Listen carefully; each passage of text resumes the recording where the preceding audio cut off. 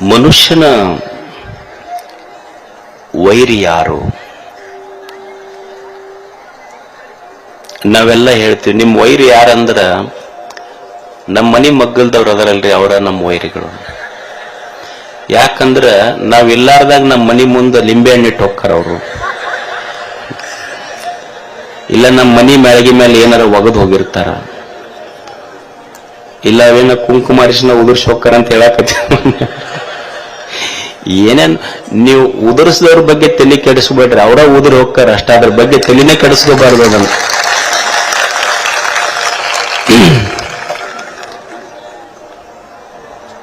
ಮನುಷ್ಯನ ನಿಜವಾದ ವೈರಿ ಯಾರು? ನಾವು ನಮ್ಮ ಮನೆ ಮಗ್ಗಲ್ದವ್ರ ವೈರಿಗಳಂತೀವಿ, ಅಥವಾ ನಮ್ಮ ಮನೆಯವ್ರೆ ನಮಗೆ ವೈರಿಗಳದಾರಿ ಅಂತೀವಿ. ಒಬ್ಬ ತತ್ವಜ್ಞಾನಿ ಅವ ತಪ್ಪನ್ನ ಮಂದಿ ಕಡೆ ಬಟ್ಟ ಮಾಡಿ ತೋರಿಸುವುದಿಲ್ಲ. ಒಬ್ಬ ವ್ಯಕ್ತಿಯ ನಿಜವಾದ ವೈರಿ ಯಾರು ಅಂದ್ರ ತನ್ನಲ್ಲಿರುವ ಆಲಸ್ಯತನವೇ ಅವನ ನಿಜವಾದ ವೈರಿ ಅಂತ. ಆಲಸ್ಯಂ ಹಿ ಮನುಷ್ಯಾಣಂ ಶರೀರಸ್ಥೋ ಮಹಾನ್ ರಿಪು. ಮನುಷ್ಯನ ಆಲಸ್ಯತನವೇ ಅವನ ನಿಜವಾದ ವೈರಿ ಅಂತ. ಆಲಸ್ಯತನ ಅಂದ್ರೆ ಏನು? ಆಲಸ್ಯತನದ ಒಂದು ಅರ್ಥ ಏನಂದ್ರ ಓದಬಾರದು ಪಾಸ್ ಆಗ್ಬೇಕು,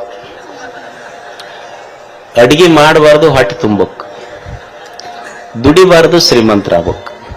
ಇದು ಆಲಸ್ಯತನ. ಓದಬಾರ್ದು ಪಾಸರ ಆಗ್ಬೇಕು.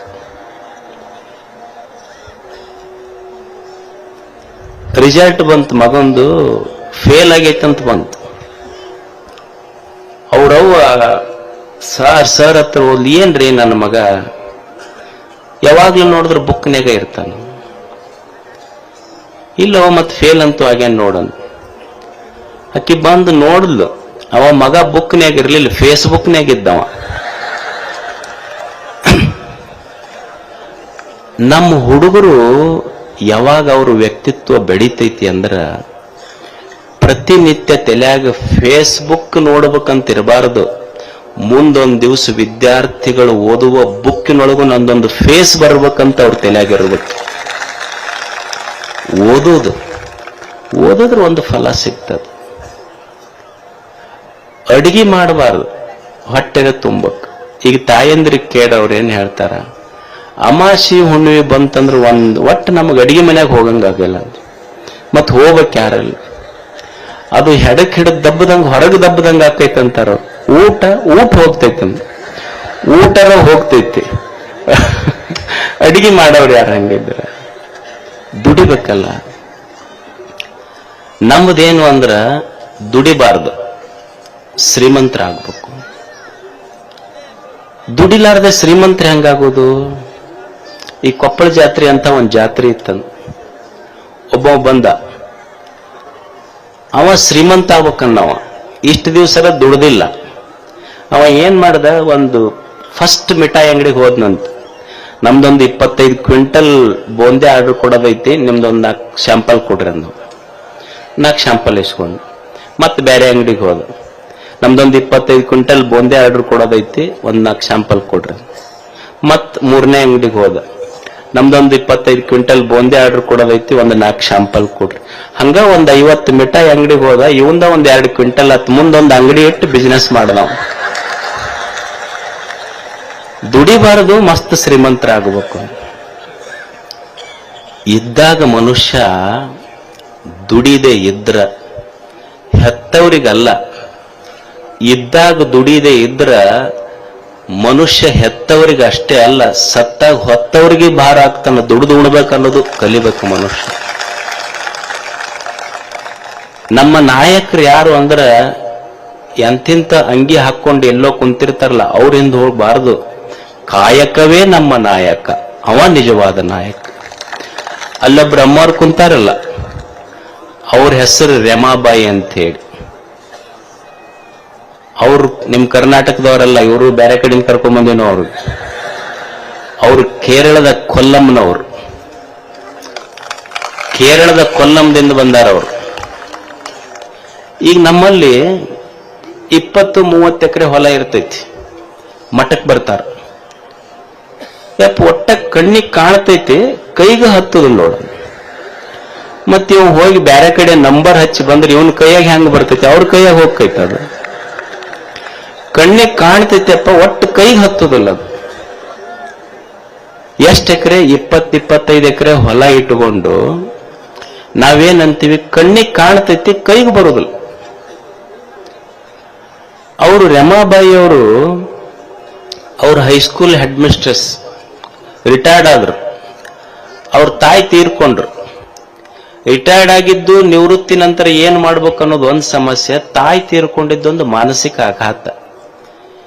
ಅವ್ರ ಮನಿ ಈ ಟೆರಸ್ ಅಂತೀವಲ್ಲ, ಮೇಲ್ಛಾವಣಿ 17 ಸ್ಕ್ವೇರ್ ಫೀಟ್ ಮೇಲ್ಛಾವಣಿ ಮೇಲೆ ಈ ಡ್ರ್ಯಾಗನ್ ಫ್ರೂಟ್ಸ್ ಅಂತ ಬರ್ತಾವ ನೋಡಿರಲಿ, ಕೆಂಪನ ಹಣ್ಣು ಇರ್ತಾವ ದೊಡ್ಡ ಇಷ್ಟು, ಅವು ಒಂದೊಂದು ಕೆಜಿ ಆಗ್ತಿರ್ತೈತ. ಮನಿ ಮೇಲ್ಛಾವಣಿಯ ಮೇಲೆ 50 ಬ್ಯಾರಲ್ ತೊಗೊಂಬಂದ್ರು. ಮಣ್ಣು ಹಾಕ್ಲಿಲ್ಲ, ವೇಸ್ಟ್ ಕಾಂಪೋಸ್ಟ್ ಎಲ್ಲ ಬಳಸಿ ಒಂದು ಕಬ್ಬಣ ಬ್ಯಾರೆಲ್ನೊಳಗೆ 2 ಗಿಡ ಹಚ್ಚಿದ್ರು. ಅಂದ್ರೆ 100 ಗಿಡ ಹಚ್ಚಿದ್ರು.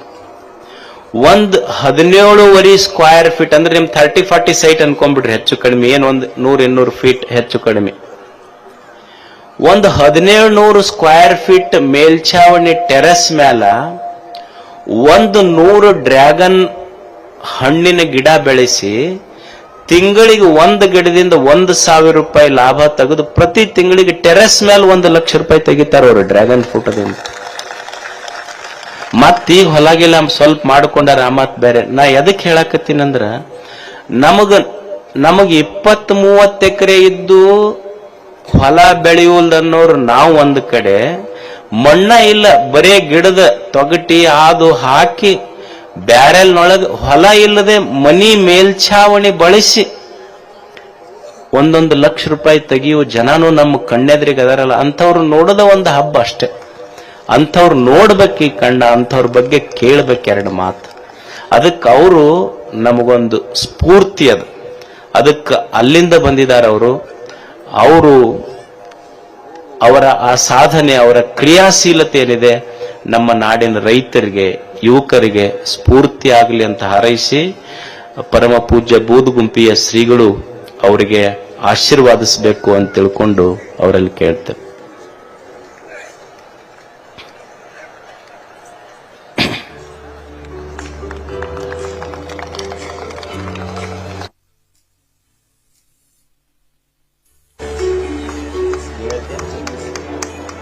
ಗವಿಮಠದ ದೀಪವೇ ಗಾನದ ಜ್ಯೋತಿಯೇ, ಶ್ರೀ ಅಭಿನವ ಗವಿಸಿದ್ದೇಶ್ವರ ನಿನಗೆ ನಮನವೇ. ಹೃದಯದಿಂದ ಹೃದಯಕ್ಕೆ ಸೇವೆಯ ಜಾರಿಯೇ, ನಿನ್ನ ಕಾರ್ಯದ ಕಥೆಯೇ ಶಾಶ್ವತ ಕಾವ್ಯವೇ. ಕಲಬುರಗಿಯ ಗ್ರಾಮದಲ್ಲಿ ಜನ್ಮವಾಯಿತು, ಪರ್ವತಯ್ಯನ ಕನಸಿಗೆ ಗವಿಮಠವಾಯಿತು. ಗುರುವಿನ ಕೃಪೆಯ ಸ್ಪರ್ಶದಿಂದ ದೈವಿಕ ಕರೆಯಾಯಿತು, ಪರುತ ದೇವರ ಆಶೀರ್ವಾದ ಜನರ ಜೀವನವಾಯಿತು.